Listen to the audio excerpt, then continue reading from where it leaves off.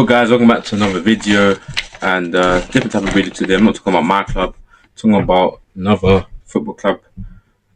Most talked about team in English football right now, and talking about 5 players Arsenal should sign this summer. Obviously, Arsenal are the reigning champions. They undeservedly won the Premier League, but I thought why not talk about players they should sign, which would make football fans enjoy their football, enjoy the way they play, and maybe they wouldn't be so hated. And if they were to win the league again with these type of players, I would respect it more because the style of play is better, and Arsenal were enjoyable to watch, and they weren't getting lucky. I think that's the problem with fans last year. They hated Arsenal because the way they did it, so many set pieces, so many scummy moments. So yeah, I just wanted to see how I could put Arsenal team together where they could actually be really threatening. And yeah, let's get straight into it. To be honest, so as of right now, Arsenal have made no signings. A couple of links quite there. No departures. Obviously the World Cup is going on, so that is not a surprise. But in terms of players, I believe they should get. I think first is Timo Livramento.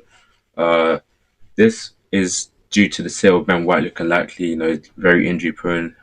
He's done his stepping stone play. He's done his time at Arsenal, man. When they were a top 4 club, he stepped in. He was really solid from Brighton.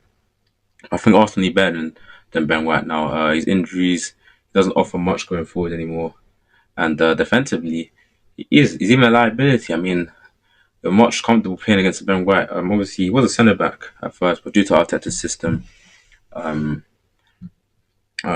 centre backs can play right back. But I think Arsenal, reigning champions, they need to progress on from him, and can see him going to like Everton or something.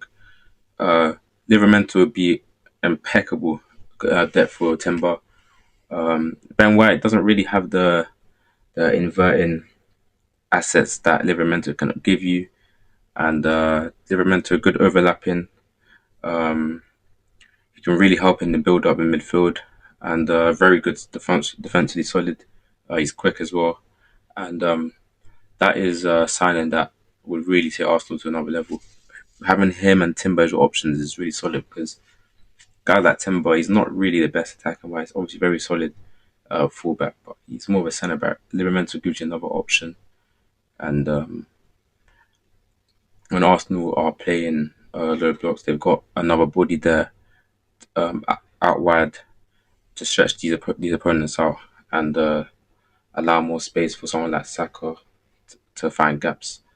So I think Livramento would be a great signing for Arsenal. Newcastle needs to sell as well. So I think it's realistic. It's not too unrealistic. It's just whether he doesn't mind being a rotational player because I don't think he would start with him. But I think Arteta, he loves his defense first. He needs that solidarity first. So I think Livramento would probably be a backup option, but he would still get plenty of games. So that's the first signing I think they should make. Number 2. It may sound crazy, but I think it's very realistic when I say it out. Vinicius Junior from Real Madrid. I think Arsenal should go out for him, man. We've seen his display at the World Cup so far for Brazil. He's moving mad. Even nearly scored a beautiful solo goal yesterday in the round of 32. And that's what he gives you, man. Elite 1v1 dribbling, skills, the pace.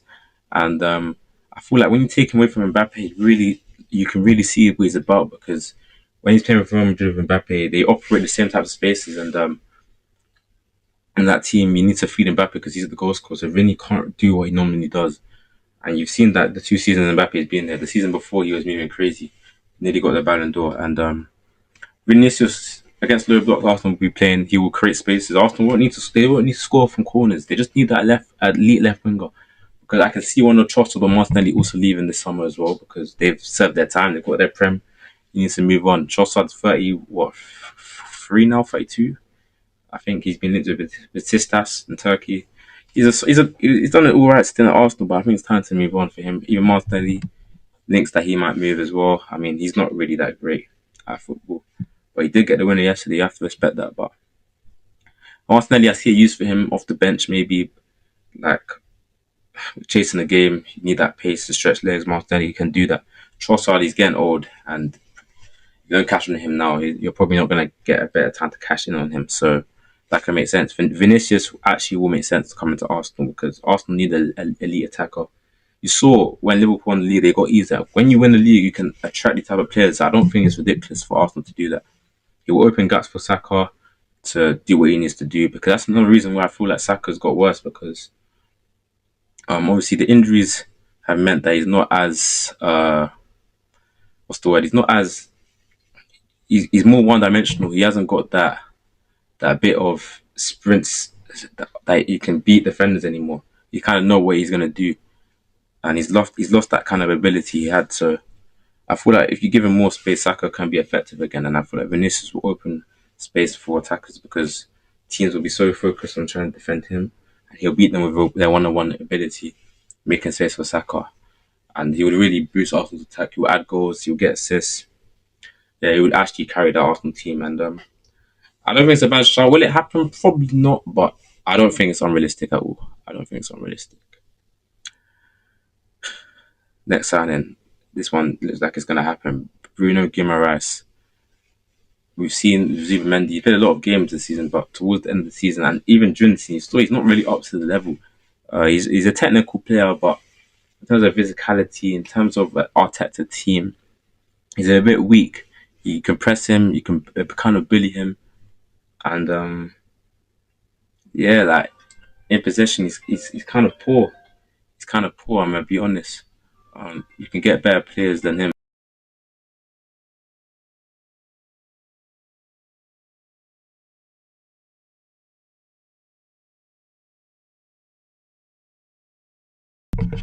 For me, Bruno Guimaraes he will add that physicality, he will add that progression, and he will dictate the tempo. For Newcastle, I think he scored 9 goals and got 5 assists in the season that just came. Newcastle, he's their best midfielder by far. So I believe that if we get Bruno, it will allow Rice to go forward more because he's solid defensively as well. They can even rotate Rice. It will allow Rice to do his 6 role much better.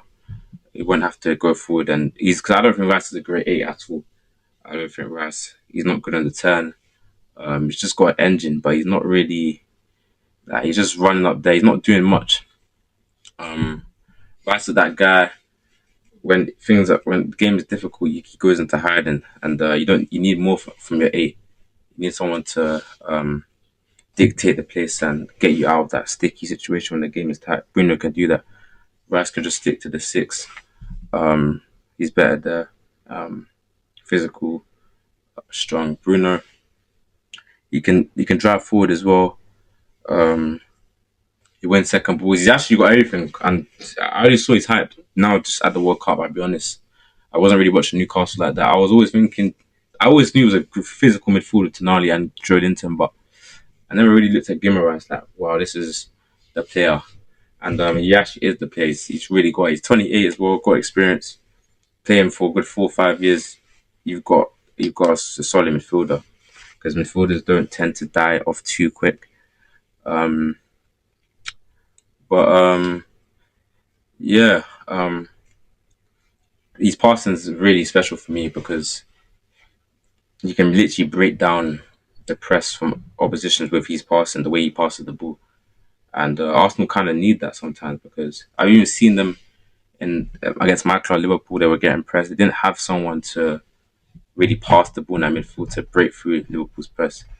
And Zubimendi, he's not really that guy. He's not really that guy. I said it. Press him and he folds. If he even folds, Bruno G.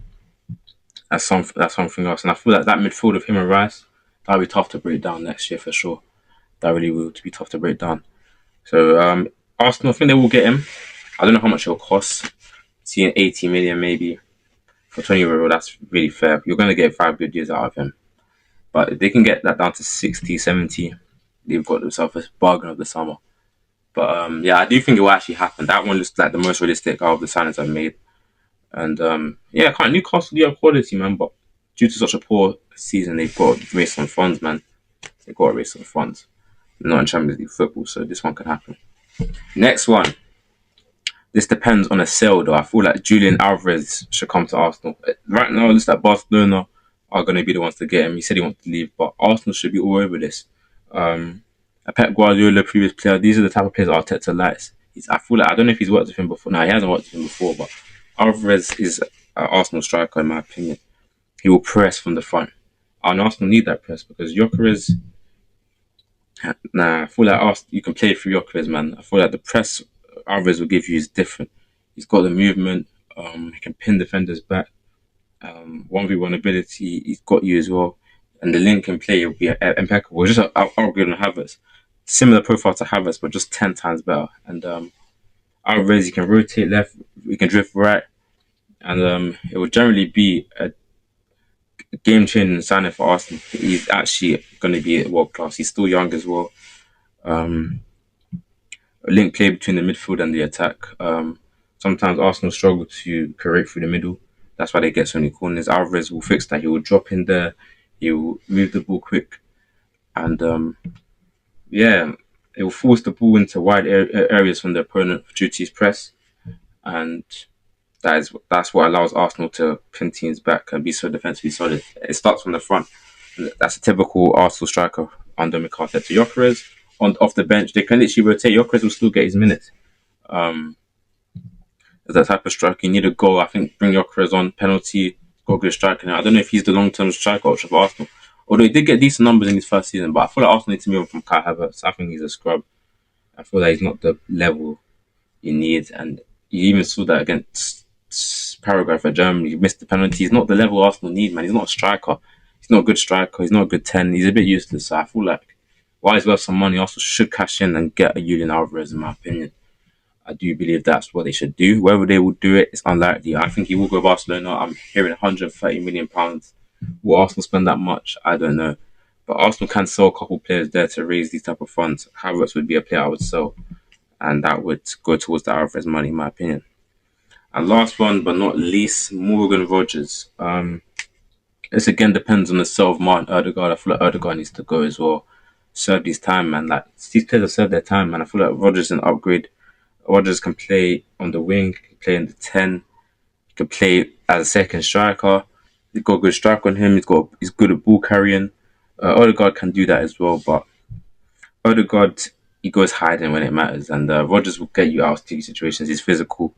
Um, Against a low block, Rogers can move around from in the left half space. You can start on the left, drift into the middle, find gaps to unlock teams, and Odegaard doesn't really give you that. There's not too much. He's not too creative. Rogers good dribbler as well, and got a beautiful strike on him, man. A bit of a similar profile to Eze though, so I don't know if that's really what they need. But for good squad depth, a lot of these players will make Arsenal squad depth even better, and that is what you need to compete at the top trophies. Obviously, they've just come in the Champions League final. If they can go again with these type of signings, I do believe Arsenal will be up there. So, yeah, man, that's the signing. Livramento, Bruno G, Vinicius Julian Alvarez, and Morgan Rogers. Let me know if how many of them you think are realistic, how many of them will really happen. Me personally, I think Bruno G will happen. I think Rogers will probably end up happening, and I feel like Livramento has a chance of happening. Vinny, it's unrealistic, but I feel like Vinny should happen because him and Mbappe, from two seasons I've seen, I don't think they can play together any much longer. So we'll see how it goes, man. See how it goes. Obviously, I don't want these signings to happen. I don't think Arsenal are going to defend their title anyways. But if these signings did happen, Arsenal would be a very scary team. But yeah, let me know what you guys think of the video and enjoy.